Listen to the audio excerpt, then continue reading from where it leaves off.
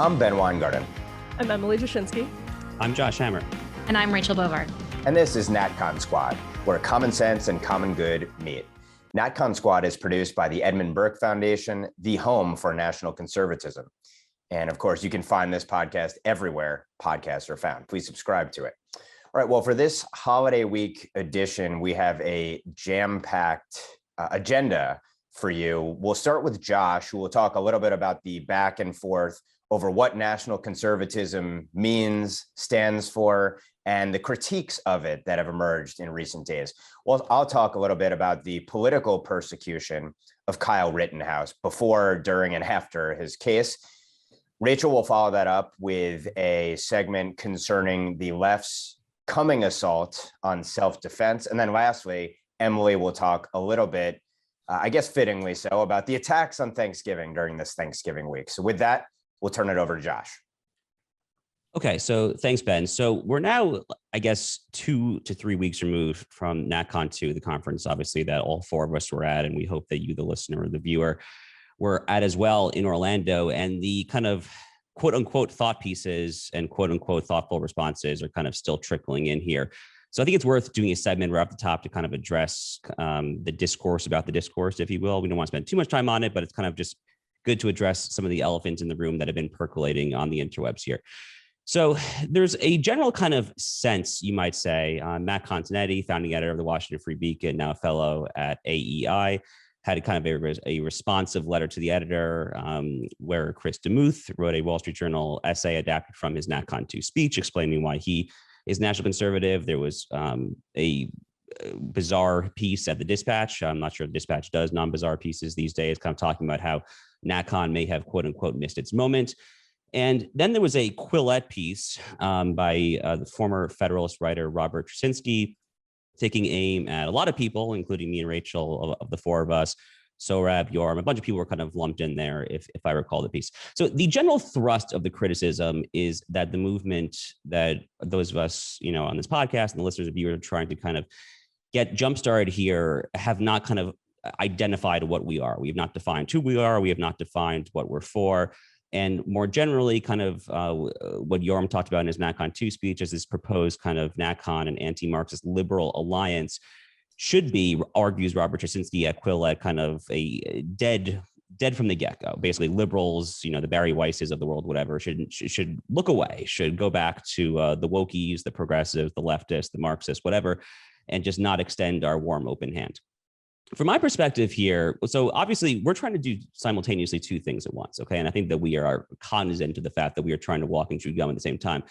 On the one hand, we are trying to define what national conservatism, broadly speaking, is. And, we're still working on that, obviously, a statement of principles for more articles, conferences. We're going to eventually flesh this out with more teeth. But for the interim, if you go back to the conference itself, a lot of people were touching on very similar themes, okay? Like me and Rachel, I think in our comments had what Rachel has, I think, accurately said to me is effectively a total mind meld. We kind of independently arrived at basically the same thing. Yoram's speech, Michael Knowles' speech, a lot of these speeches were touching on very similar concerns here. And again, no need to spend too much time here because we talk about this in the podcast literally every week, but national conservatism, from my perspective, ultimately kind of boils down to an awareness of what time it is, okay? And we use that expression all the time. And we use that expression all the time for a very salient reason. Because if you understand, proverbially speaking, what time it is, then you understand that, as my dear friend Ashley Keller debated at the Federal Society Convention a couple of weeks ago, that in the year 2021, the woke ruling class, and in particular kind of concentrated corporate power centered around Silicon Valley, but by no means limited to Silicon Valley, as Chris Rufo's activist reporting for all the Fortune 500 has shown, you recognize that the woke ruling class and the quote unquote private sector, which is really not particularly private, as Jen Psaki and Mark Zuckerberg showed last summer, and they continue to show all the time, that is the increasingly big threat to subjugate the deplorables and ultimately hinder and undermine the American way of life. So if you accept that premise, that the woke ruling class, concentrated corporate power, the robber baron Silicon Valley tech monopolists and so forth, if you accept the premise that those and that right there, that paradigm is the threat, then you have to understand that liberals who oppose this new form of wokeist Marxism should indeed join arms with us to oppose it. Now, again, if you are a Robert Jashinsky, if you are effectively like a fundamental objectivist libertarian, you're kind of stuck in the 1980s and you still look at and you agree with Ronald Reagan that the biggest threat is big government, then fine. Maybe you don't necessarily want to link arms with us. But if you agree with the overarching premise that the biggest threat right now is from this wokest ruling class that kind of has its tentacles across the deep state, the Fortune 500 boardroom, the education bureaucracy, Silicon Valley, of course, everywhere you look, then this NatCon anti-Marxist liberal alliance that Yoram has proposed and we're going to continue to flesh out, I think has to make sense. But again, if you reject the premise, as Robert Jashinsky says, and you're stuck in this 1980s paradigm that the big government is a threat, then I can see why you might be a little more skeptical here. But I'm just going to kick it open to the group for your thoughts. I could ramble on this for hours, obviously, but no need to do so here. The one thing that really strikes me about all of the critiques that they seem to have in common, and I think I was most disappointed with David Brooks, who I think was actually positioned well to actually get what was going on and just didn't. And I think what really strikes me about all of them missing it is that what has conservatives bristling and moving toward a more aggressive, or in Brooks's term, an apocalyptic stance, is not paranoia or cynicism or however they try to paint it. It's the hellscape of leftist campus oppression that has leaked into the real world, right? It's like this, the big tech and sort of the woke jihad has made ordinary Americans and normal people vulnerable in ways that they just simply never were before. And that, I think, is what Brooks misses. I think it's what Continetti misses. And even Jashinsky, I just think misses that very real reality. The only thing I kind of want to say a little bit further is the one person who I did think really got it very well was John Gabriel over at Ricochet. He wrote a short piece in response to the Brooks critique that I'm going to quote from because I actually think he gets what's going on. He says, quote, "Apparently Brooks doesn't think about the young girl raped by the transgender kid in some suburban high school, the anxiety of a guy fired from his job for not getting the second Pfizer shot, or the struggle of Glenn Loury trying to be seen and recognized as something more than a racial category. He's quick to criticize the trickle of apocalyptic rhetoric in Orlando while ignoring the fire hose flowing out of Manhattan," end quote. And I think that really captures that. He goes on to make a point that I've heard Emily make a number of times, which is that so many times conservatives are viewed as the aggressors in the culture war, when in reality, they're just trying to catch up, right? They're responding to the war that's been waged on them. And I think that more broadly is what sort of the national conservative movement is responding to. I tried to make that point in my speech. They have a foresight, I think, about what's coming. They're trying to marshal their resources, to create a policy agenda to respond to it. And no one, it seems to me, has addressed that fundamental point. And I'll just add quickly to what Josh was saying, that big government, you can walk and chew gum at the same time. And that's something that I think Jashinsky misses, is that big government and big business are both major vehicles for bulldozing our culture. We see this with vaccine mandates, an emergency provision of the bill that established OSHA. I mean, are you kidding me? These are vehicles for the culture war. And if you can't see that there's a distinction between doing one and actually doing both at the same time, you're just not listening. And I think that's part of the problem here, is that the people want to think that national conservatism is defined by Sohrab's initial essay against David French, that sort of put people in their corners, but it really isn't. And if you really listen to what was happening at NatCon, if you really listen to Glenn Loury, if you really listen to like Amanda Milius, if you listen to what they're saying to Batya, then you see there's something very, very different going on. This is not all, that's not the sort of like foundational essay in a Sharon Statement-esque way of the national conservatism thing. So I think there's also just a lot of willful ignorance and prejudice that informs these opinions. And I'll leave it at that. Yeah, on the culture war point, I mean, the left has been engaged in a perpetual culture war for decades. So it's like the only times that conservatives actually stand up and stand for something, of course, they get attacked as being engaged in some sort of non-existent jihad, and it's just laughable. And when it comes to the parents in particular in this country who have risen up and made their voices heard, the FBI gets turned on them. How could you not? You clearly are ill-equipped to be a leader in this day and age if you don't know what time it is. It's the defining question of our time. It's like every single day there's another controversy that we can point to. Thomas Jefferson's statue gets ripped down from New York City Hall. We can talk about the kids, and particularly one child in Loudoun County victimized, and you can directly link that to leftist favored policies. I mean, every single day there's something else that shows that you're under assault in terms of the regime forcing its ideology down people's throats, bringing people to heel to the extent to which they don't want to put something in their body that the ruling class says they must have. Almost every single, obviously your speech being censored, so you can't even freely debate about any issue of consequence when political speech is, of course, the core of our free speech rights. You can go on and on and on. As I tried to lay out in a piece of the Federalist that I talked about here, it's very clear that what unites national conservatives is a shared understanding of this existential threat, knowing what time it is, a realization that the tactics and strategies that have been applied to date have been ill-equipped to do anything to stop this onslaught ultimately, and that we have a fundamental debate in this country about pre-political issues, which come far before we even talk about what the proper economic policy is or what the size, scope, and nature of government ought to be. And I think those are the three kind of things that link and unite national conservatives.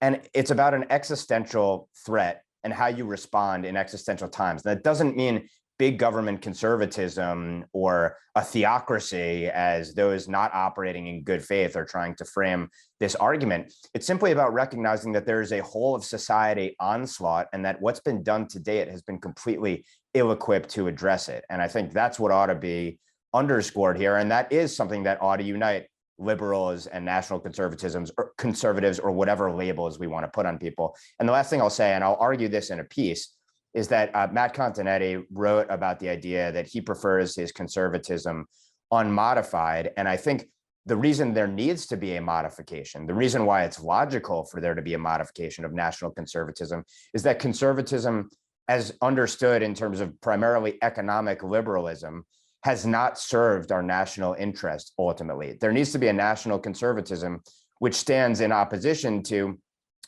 progressive liberal globalism that ultimately puts us in a position where we're not only dominated by our ruling class, but ultimately we're dominated by the most illiberal regime in the world, communist China. And with that, I'll turn it back to Josh for any. Well, to put a 15-second bow on this, then we'll toss right back to you, Ben, here. I think the basic argument is that the fusionist consensus that was forged in kind of the early post-war, Cold War period ended up not being a particularly good bargain for religious traditionalists, nationalists, kind of, more Burkean conservatives, for lack of a better term, and that the neoliberal wing of the fusionist consensus really did win out. And, as it turns out, we're kind of paying the price for it in terms of offshoring to China, as far as the kind of engorgement of Silicon Valley, which wants to subjugate us and so forth. But we're totally out of time on this segment. So let's go right back to you, Ben, for the latest on the Kyle Rittenhouse.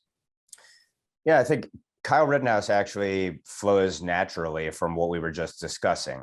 Kyle Rittenhouse, the only reason this kid was ever out in Kenosha was because the ruling class not only failed, but actively stoked essentially an insurrection on America's streets based upon false narratives, fueling the total breakdown of law and order, which the ruling class itself supported in not only not defending cops, but even going so far as to whitewash the activities that rioters engaged in streets across the country, telling the cops to stand down and even bailing out, and therefore, or supporting the bailing out of and rewarding the violence and lawlessness that took place on America's streets. And let's remember, of course, media complicity in this, because Kenosha streets exploded in no small part because of a false narrative about what happened to Jacob Blake, who, of course, had an outstanding warrant for his arrest, had been involved in violence, and I believe a sexual assault alleged at least once in the past. And this was a domestic disturbance call. He was not unarmed. He was apparently had a knife, or at least was reaching for a knife, and he was not killed by the cops.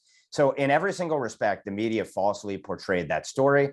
That encouraged the explosion of the streets in Kenosha. The fact that the government then did not stand in and maintain law and order forced a person like Kyle Rittenhouse to go out and stand and defend his community. And that, I would argue, is what Kyle Rittenhouse was really guilty of. He may have been exonerated in the court, and kudos to the jury, under duress, facing the mob for making the right decision, even though it should have never come to it. But I believe that Kyle Rittenhouse's real crime in the eyes of the ruling class is that he did stand up and try to defend himself and his community. And what the left demands above all else is not only towing the party line, but submitting to it, refusing to dissent against it. That is what the left is all about: total power, which demands total submission. And so I think Rittenhouse's sin, and why he may even well be pursued now by the DOJ to the extent to which it listens to the likes of House Judiciary Committee Chair Gerald Nadler, who's calling for a DOJ review of the case. And of course, to the extent he continues to be hounded in the media and portrayed as a white supremacist, which makes no sense because he was defending himself against white attackers in the streets. And of course, he said he actually supports BLM in an interview, which just came out this week with Tucker Carlson. The reason they have to lie about the facts of the case and distort who he is and what he represents is precisely because they can't argue on the merits that what he did was unjustified. Again, he defended his community, he defended himself, and for that, he will forever be paying a price, even if he sues the pants off everyone involved who slandered him and ends up making tens of millions of dollars. It doesn't matter. And he'll never be able to restore his name as a consequence of it.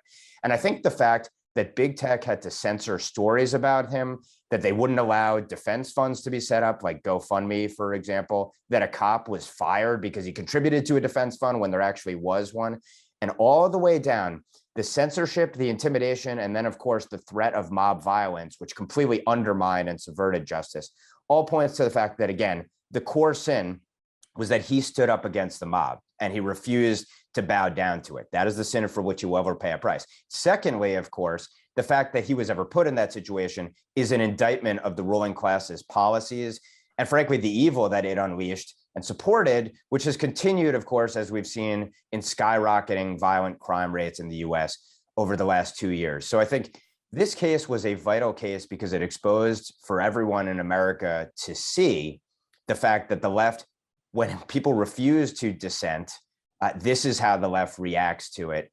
And it's become much bigger than Kyle Rittenhouse. It's become a question about whether we have justice in this country or not, and whether we're going to have mob rule or not. And the process was the punishment here. Make no mistake, the fact that a jury did exonerate him is a great thing, and I know it hardened many people.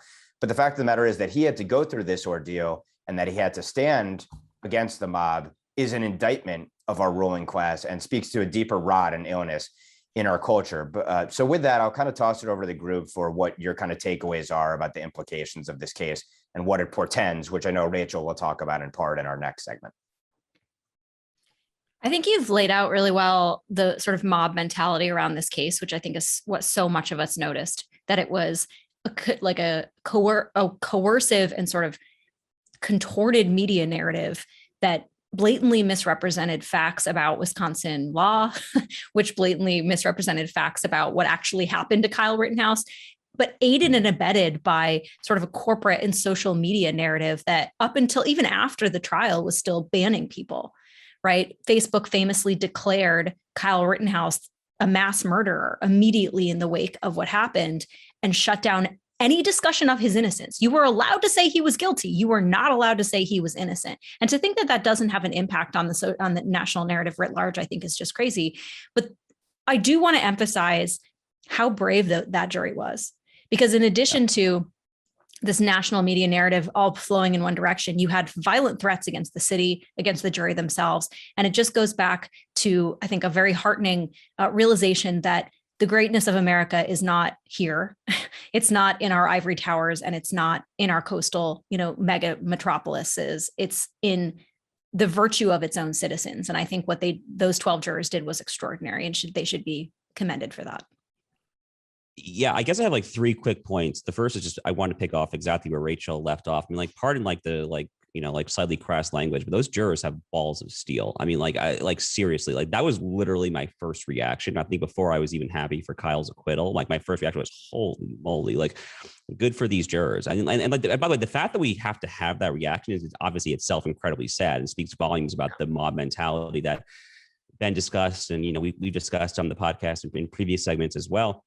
But the mentality, it exists. I mean, it's awful, but it obviously was there. It was from the highest powers on down, from Joe Biden and Kamala Harris on down, obviously. So really just fantastic for the jurors. I want to also underscore a very important point that Ben made, which is the process is the punishment here. This is a point that way too many people tend to forget. And it actually reminds me a very similar exchange in the aftermath of the Bostock case, which we've talked, about at great length on this podcast, and it provides me infinite fodder for my various legal writings. In the aftermath of the Bostock case in June 2020, which, of course, was the Title VII case where Justice Gorsuch said effectively that discrimination on the basis of sex means discrimination on the basis of sexual identity or gender or sexual orientation or gender identity. There was kind of this back and forth between David French and Ryan Anderson, and David French, in true to form, basically said, religious liberty is not under threat because if you look at like the last 15 Supreme Court cases, they've all come out on the side of religious liberty, no matter how narrow the holding is. And Ryan Anderson's very accurate response was, okay, but what does it say that we keep on litigating all the way up to the Supreme Court, XYZ florist or cake shop owner or whatever, who just wants to like make the cake or whatever, right? And not have to worry about violating his or her conscience or scruples or whatever. So the process oftentimes is the punishment here. Final thing real quick, and we're going to talk about this on the next segment here. The left fundamentally just to its core, okay, going back to kind of the foundations of the modern left, I don't think it's extrapolating to say going back to Marx and Soviet era, like Bolshevik thought. The left just hates the idea of a sovereign family community unit that is capable of exercising power, including lethal force if need be, to defend its property, its business, its livelihood, its conscience, all of the above. That obviously is really what's going on here. Kyle Rittenhouse, we discussed last week, we kind of made the case that he's a borderline heroic, not outright heroic figure here for kind of stepping in there when anarchy, that literally is the purpose of the Second Amendment. But I don't want to get too far ahead of myself because we're doing that on the very next segment. So I'll toss it to Emily before then. Yeah, I won't get into any of that either, although I think that is a huge takeaway. I'm among the people that doesn't think a 17-year-old had business being out in the streets, but at the same time, what choice did society present to the community of Kenosha and where he had family and all of that? And it's interesting to think about the jury being brave in this instance, because what's heartening to me is that I don't think in a lot of corridors of America between the coasts, it's particularly brave. It's brave in the sense that they knew what they would be getting. They had to anticipate the pushback, the white supremacy narrative from MSNBC and CNN and our sort of national media chorus. But at the same time, in their own community, this is hardly a controversial decision. And again, I grew up not too far from there, headed back in a couple of days for Thanksgiving. And it's amazing. It sort of reminds me of Glenn Youngkin, right? This idea that pushing back, everybody in so-called mainstream legacy media right now is saying critical race theory is not in schools. You're dumb if you voted for Glenn Youngkin because of critical race theory. Every single person he was accused, Glenn Youngkin was also accused of being a white supremacist. And so he was still elected the governor of a blue state. So I think it should just be heartening, basically, that sanity lives on in pockets of the country where, if your community is inoculated enough from the coastal mentality, you can still sort of have strength in numbers. And I think that's a good takeaway from what happened. I think one thing that I wanted to mention is one of the members of the prosecution in the case had a line, something to the effect of everybody takes a beating sometimes. And I think that perfectly demonstrated, I mean, a prosecutor, like it's insane that is even being said by a prosecutor. Let's just put that out there. But that is the notion. You're supposed to lie down and take it when the left is out in the street, rioting, pillaging, looting.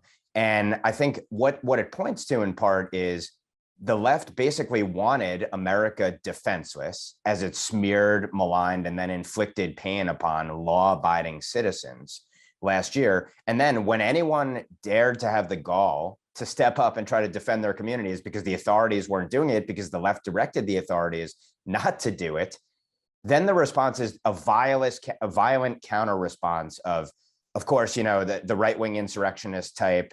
And now we have to disarm people. And I think that part of it about you smear, malign, and then inflict pain upon someone. And then if they dare respond, then you use that to justify a substantial counterreaction, I think perfectly segues into our next segment where Rachel will talk a little bit about now the coming war on self-defense. Yeah, I think it's one of the larger sort of narrative takeaways from what's happening with Kyle Rittenhouse. And it's not exclusive to Rittenhouse, although I think the sort of unhinged reaction to the verdict in the Rittenhouse trial has put a finer point on what the left has already been trying to do, I think, for years. And I think it's worth pointing out that, you had one of the essential features of our self-government is trial by jury, right? To be assessed by a jury of your peers. In the wake of that, you'd think that sort of the left, after spending 4 years of just, foaming at the mouth about the degradation of the institutions and, the assault on democracy, would not question a jury verdict, would just accept that a jury has spoken and that's the final word on it. But you had everybody from Joe Biden, who expressed anger over the verdict, to Jerry Nadler, the chairman of the House Judiciary Committee, saying the Department of Justice, the highly politicized Merrick Garland overseen Department of Justice, who just declared parents at board meetings domestic terrorists, should look into and review the verdict and assess it for federal charges. So that is a very disturbing trend, but it highlights, again, this broader effort that's already been at work to take what is the Second Amendment, which is a constitutionally entitled right, which means by virtue of being an American, you have a right to carry a firearm. You have a right to self-defense. That right cannot be abridged. It is not subject to conditions. The left very clearly wants to take that right and turn it into a very conditional exercise. And I have an essay out in the Federalist today quoting from the recent arguments in front of the Supreme Court earlier in November in the New York rifle and pistol case. And I have to say, I grew up in upstate New York. There are lots of guns in upstate New York, but the state of New York on this issue is a disgrace. And no more so was this obvious than in the argument itself. I quoted from an exchange between Justice Alito and the New York Solicitor General, Barbara Underwood, where basically Alito is making the case that, okay, because in New York, as it stands now, to apply for a concealed carry permit, you have to show and demonstrate a specific need for self-defense. And the discretion of the judgment is vested in a bureaucrat to decide if that need is worthy. Now, that is inherently taking a constitutional entitlement and making it conditional in ways that the Constitution is very clear should not happen. And Justice Alito started to pull on this thread in the exchange where he talks about, okay, well, what about working class people who work late at night in the city? Maybe they wash dishes, maybe they park cars. And they live in a dangerous neighborhood. They're coming home late at night. They want to carry, not for a specific threat necessarily. No one has, made a specific threat against them, but they're in a dangerous neighborhood. They would not be able to defend themselves under this law. And of course, the New York State Solicitor General said, yes, that's right. And Alito properly asks, how is this consistent with the core right to self-defense under the Second Amendment? And, Underwood's like, well, the right to self-defense doesn't mean that you should be armed for all possible confrontations, which I just think is a gross misstatement of what the Second Amendment represents. And Alito basically points that out and says, look, there are thousands of people in New York City that have illegal firearms that travel on the subway every day, that are presenting a threat to these people. How, if the core right to self-defense is just that, right, to defend yourself, how is this consistent? And the fact that this is being argued, the fact that we are still arguing about this, I think just goes to the point that the left wants to take this constitutional entitlement and condition it. Because again, the logical conclusion of what this New York State Solicitor General is arguing is that the only people who have a right to self-defense are those that can afford it, right? The rich that have private security, feudalism to some extent, protection for the rich, nothing for the poor. That is not the basis of the Second Amendment. And I bring this up because there is a strain of national conservatism that talks about, that we're in a post-liberal environment, that we're in a post-constitutional environment. And, I am sympathetic to the fact that I do think the Constitution has been shredded in very meaningful ways. I think we talked about in this podcast when Mark Milley was subverting civilian control of the military to no consequence. That is a very dangerous place to be in this country. But the Constitution is what we have. And it fundamentally is what protects us. And, we've talked about appealing to the Constitution to overturn things like Roe v. Wade and Casey v. Planned Parenthood and all of these abortion decisions. Well, it protects our right to self-defense. And that right to self-defense, I don't consider myself a gun nut by any means, but a right to self-defense is a critical condition for a free and democratic society. And that is what the left does not want us to have. So I throw this open for takes on any of those counts. But I do think it's a very disturbing trend that we're seeing very, very clearly out in the open right now. I'll just quickly add that's exactly what one of my biggest takeaways from the Rittenhouse trial is that the left fundamentally, they say it's fine if you have weapons for hunting. Nobody needs, semi-automatic weapons for hunting. This is their excuse to get rid of almost every gun in the country except for like a 22, even that. But they fundamentally, at the end of the day, don't believe that people should have guns to protect themselves and protect their families. They don't believe that it is a necessity to protect your family. At the end of the day, they don't believe you need to be armed to protect your family, to protect your community. And I think the reaction it's kind of classist. It's actually very classist. But I think what we saw with Rittenhouse was just it was very, very expository. All the way that the left talks about guns and talked about him or anyone really patrolling and trying to protect private businesses, all of that. They don't want that. At the end of the day, they think that is dangerous, that armed private citizens is a very scary thing for them. And if you grow up in cities and then go to fancy liberal arts colleges and you have no experience with people who are responsible gun owners who do protect their families and their communities with it, it's easy to understand why you would think that. Very easy to understand why you'd think that, because you can't trust people who are armed, because the vast majority of them in the cities that you live in are criminals. So I get it, but I think that this is another one of those culture war issues where it is almost an unbridgeable divide. So I'm trying to think. Go ahead, Ben. No, feel free to go ahead, Josh. I'll follow up. Okay. I mean, I don't even know where to start on this one because I have like such strong thoughts. I mean, I'll be extremely quick. I'll try my best at least. So look, there is a strand of kind of like post-liberal, NatCon, whatever you want to call it, thought that I think is less gung-ho about the Second Amendment. You know, I think Adrian Vermeule, as but one prominent example, is much less gung-ho about it than perhaps I am. And kind of at a jurisprudential level, I think this is actually kind of, when I do these FedSoc talks, I identify the Second Amendment as actually one core difference between what I call common good originalism, what Adrian calls common good constitutionalism, because I still start from the starting point that it has to be within kind of the reasonable Overton window of what was plausible as a matter of original public meaning. If you look at the text of the Second Amendment, you know, again, you can just read DC versus Heller, but the operative clause, the second clause, says the right to keep and bear arms shall not be infringed. So there's not really a whole lot of maneuverability there to kind of distort that to your will. And obviously the word bear is in there, to Rachel's point. So there has to be some sort of constitutional protection for carrying. Look, on a personal note, I've had a concealed carry license for 5 years. I conceal carry often, like not literally every time I step outside my building, but pretty freaking often here. And this is one right. Look, I generally do agree with kind of the NatCon post-liberal kind of side of the current debate insofar as individual liberty and especially kind of idiosyncratic extensions of individual liberty has gone a little too far here and probably does need to be tailored back and circumscribed.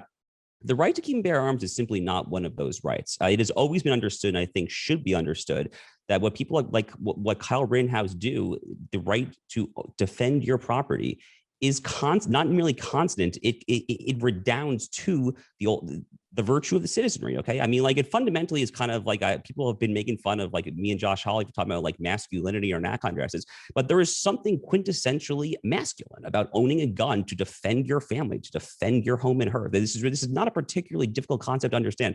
Look, on an extremely personal note here. Okay, look, I was in Poland for the first time in May. I went to the Warsaw Ghetto. I went to Treblinka. On my desk right here, right next to my computer where I'm recording this, I keep a rock that I took from the killing field at Treblinka, which is right next to a rock from the crematorium at Auschwitz. Right behind me on the other side of my room is, you know, my AR with my lots of ammunition and my multiple 30 to 50 round magazines. I mean, I literally refer to that gun as my Warsaw Ghetto gun. That's like what I refer to it as friends. Like, that is the ultimate gun that, if need be, defends myself against tyranny. And we can support a more robust role for government while simultaneously recognizing that any sober reading of history has seen tyrannical government run amok, and that gun ultimately is your last line of defense. But to you, Ben.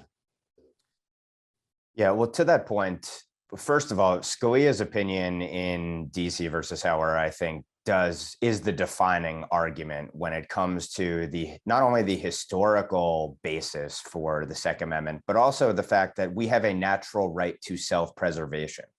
And the government, by the way, completely abrogates that right and forces us to actually assert our natural right when it says that the authorities ought to back off, or it rewards criminality.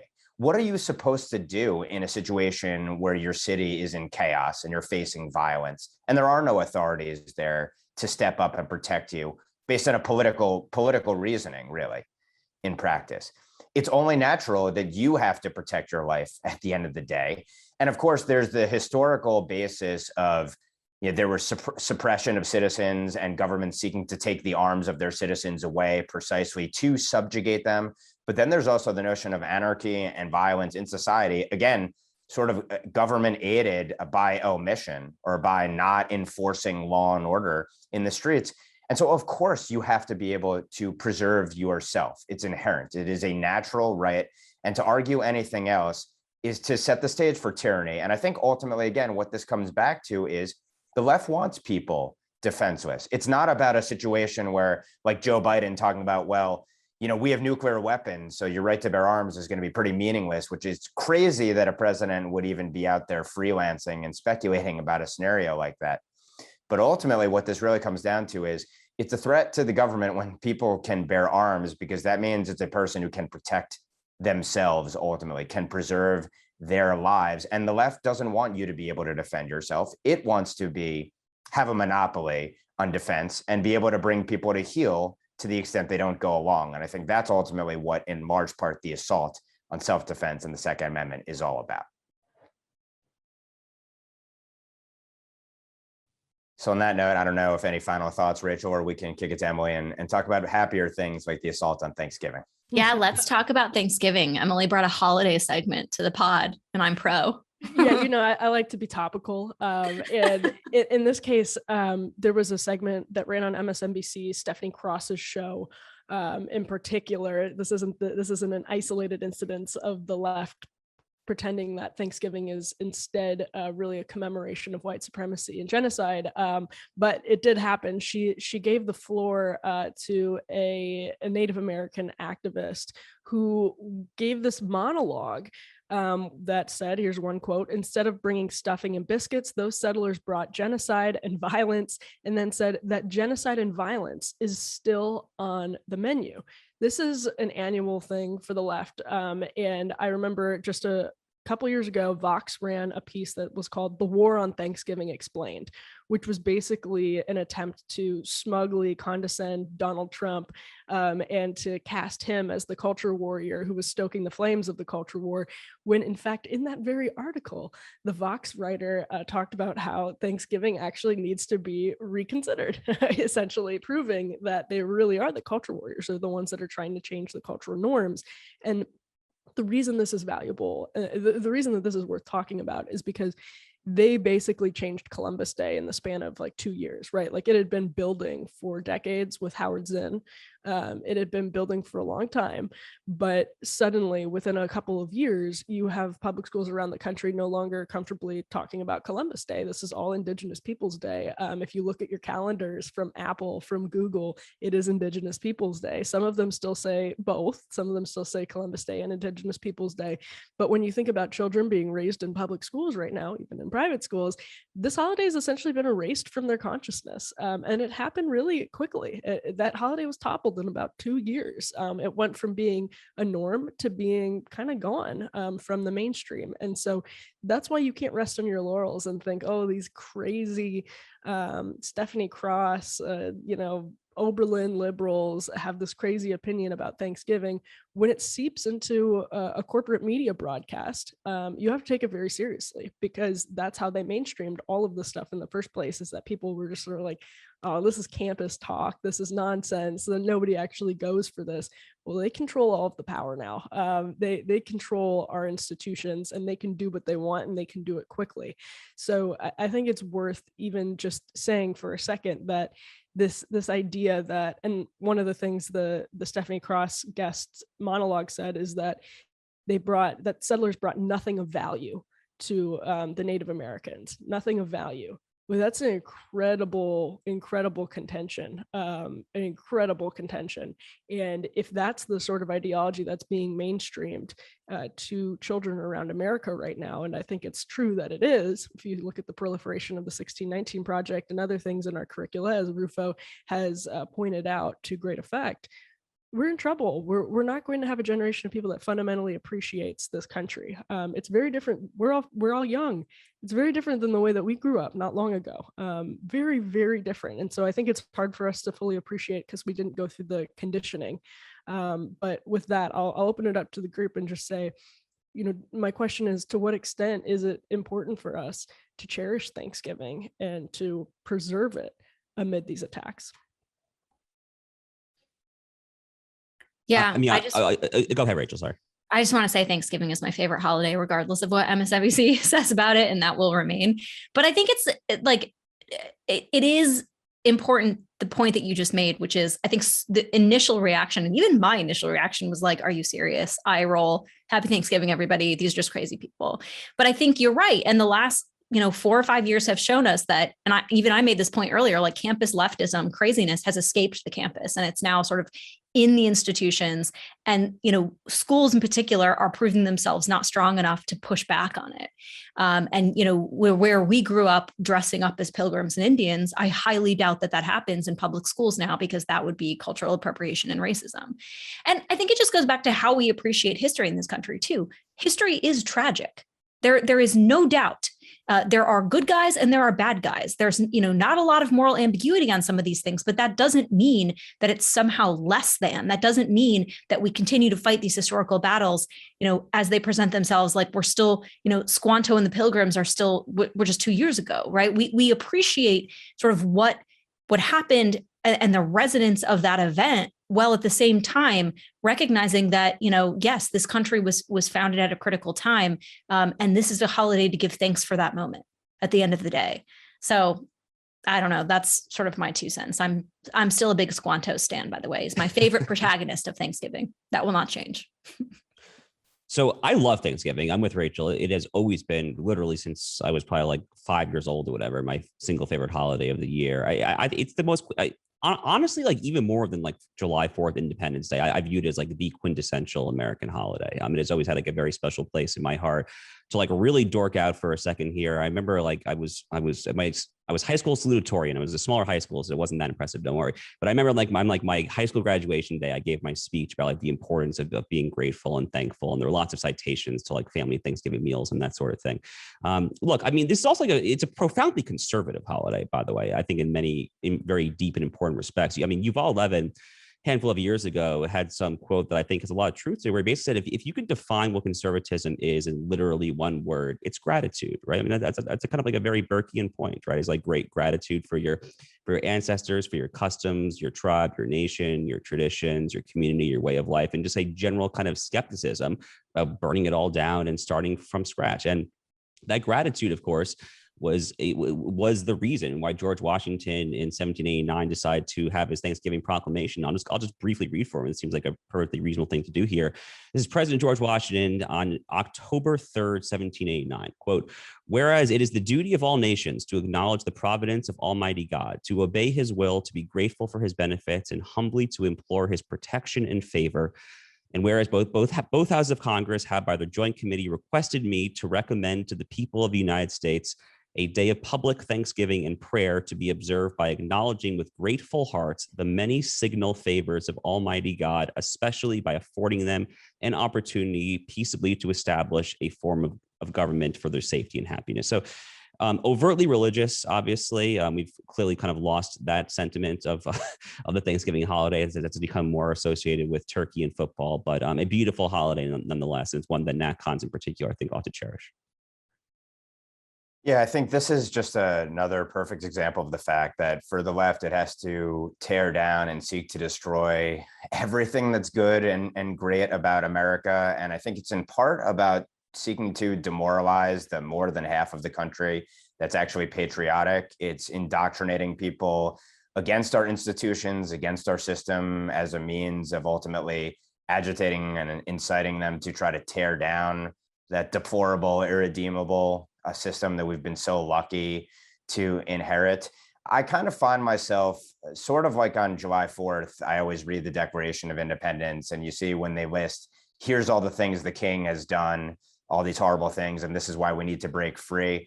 And you can draw sort of lines between what the king did and what our, not just Leviathan government now, but Leviathan civil society or uncivil society in partnership with the government is doing, and history repeats itself.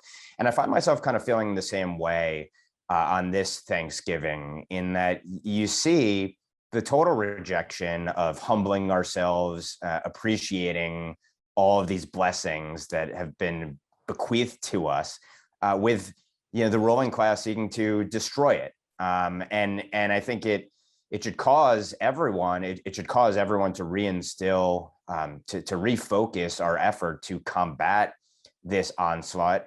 And I think it also shows how warped our culture has become when you look back at all of those historical proclamations through JFK and obviously Reagan and closer to today. All of them are about humbling oneself before God. They reference providence, the providence of this nation, all of these blessings that we've been so lucky to enjoy. And also, of course, there's an implicit realization that they're very fragile and they really are unique and exceptional in the course of the history of mankind. So I think it's a day to look back and read some of those old proclamations and to remember what this country is all about, and to redouble our efforts to concentrate our will and our courage to counter those who seek to demoralize us and ultimately tear down this unbelievable nation that we've gotten to enjoy. I think with that, we can wrap up with our final thoughts. So I'm happy to go first here. I mean, I'll kind of just play off the last segment, actually. So just as Thanksgiving is my favorite kind of American holiday, I think Passover, Pesach would be my favorite Jewish holiday, but Hanukkah is honestly probably a close second. And Hanukkah actually starts this Sunday night. And I think actually Hanukkah and Thanksgiving are actually shockingly similar in many ways here. So I'll kind of just very briefly try to connect the strands here. The basic Hanukkah story, as you know, I think most people know, because Hanukkah has become so like Hallmark commercialized, is that it's actually not obviously as like intensely religious or as ritualistic or liturgically important as other Jewish holidays, but it's a Jewish Christmas or whatever, so people know about it. There's basically the kind of this civil war between the Maccabees and the Hellenizers, okay, and the Hellenized Jews basically said you shouldn't observe Torah, get rid of the temple worship, get rid of all this stuff, just kind of submit to secular authority. And kind of to really oversimplify things, the more hardline kind of like nationalist, traditionalist side of the Civil War, the Maccabees, prevailed here. And there is a direct parallel here, I think, to the American holiday of Thanksgiving. And I'm not going to necessarily say that we're in a state of war over Thanksgiving. We're not, but we are in kind of a de facto symbolic war about what America is with the 1619 Project and what we're going to continue to be, more generally speaking. And I think the NatCon side, we can easily analogize to kind of the Maccabees in the Civil War of Hanukkah here. We are the traditionalists. We're here to defend our customs and traditions against the Hellenizers here being like the critical race theory crowd, the Ibram X. Kendi, Nicole Hannah-Jones, the people that are basically trying to lie, distort, manipulate our history and telling us to hate ourselves and hate our country to boot. So I think it's a direct parallel, and I think it's particularly kind of keen to make that parallel this year between Hanukkah and Thanksgiving. I would directly analogize NatCons to the Maccabees, honestly. Yeah, I've been thinking a lot about this idea that, and I think, again, it comes back to this idea that I think the national conservative movement is sort of has a foresight to look ahead to these new threats. But so much of taking on this moment, I just think requires sort of a clarity and courage that I do think does exist, in sort of the citizenry, in the voter base. But it's this idea that, the left will gaslight you to no end. The left will tell you things you've always cared about, like Thanksgiving, are just racist and celebrations of genocide, and how dare you. The left will tell you anyone who claims a right to self-defense is probably a mass shooter with racist intentions. The left will tell you, all kinds of things about your beliefs. And the more they say it, and I think the more it's screamed from sort of the bastions of cultural power, you start to question yourself, right? You say, am I crazy or are they crazy? No, it's me. I'm crazy. No. And I think the more we talk about these issues and the more we, debate and discuss them and just reject the insanity, I think that's what's really important here. And I think you're seeing that sort of at the critical race theory level, across the country with how parents are standing up against this. But I do think that at its core, and I really do trust the sense and the fairness and the, sort of literal common sense that exists in the voter base to be able to see this. But I think more and more we have to give people comfort and the ability to see that, no, you're not the crazy ones. They're the crazy ones. And that, I think, is a really necessary ingredient to pushing this insanity out of the cultural space.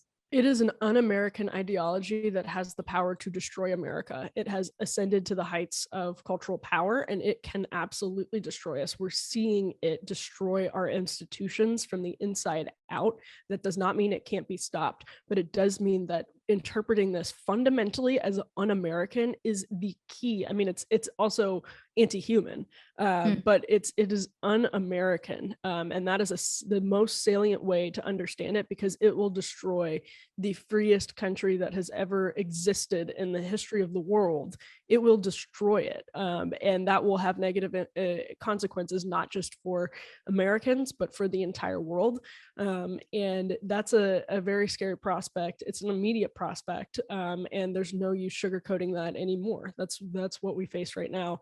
But I think the key thing, and the Thanksgiving idea is an important time to remember this. This is anti-American, and if we cannot appreciate America, America will end as we know it.